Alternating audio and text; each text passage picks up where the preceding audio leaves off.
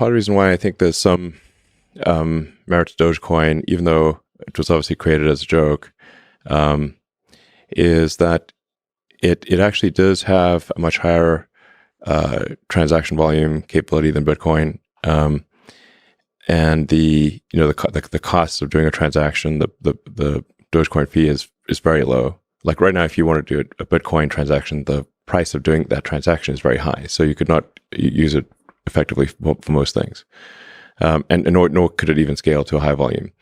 And when Bitcoin was started, I guess around 2008 or something like that, the internet connections were much worse than they are today, like order of magnitude.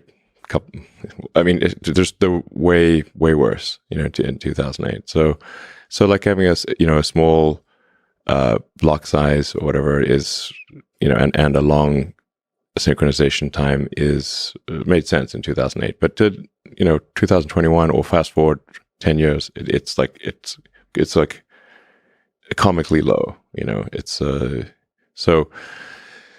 And I think there's some value to having a linear increase in the amount of currency that is generated.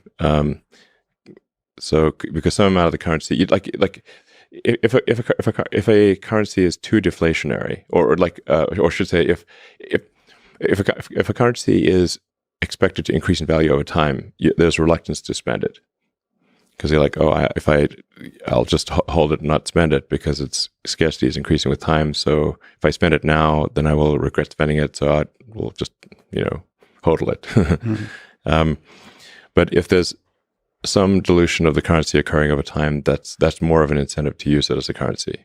So Dogecoin, somewhat randomly, has a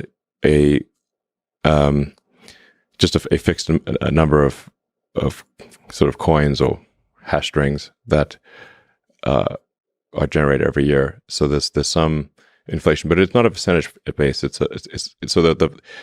a fixed number. So the percentage of inflation will necessarily decline over time. So I'm not saying that it's like the ideal system for a currency, but I think it actually is just fundamentally better than anything else I've seen, just by accident. For more tech news, visit em360tech.com.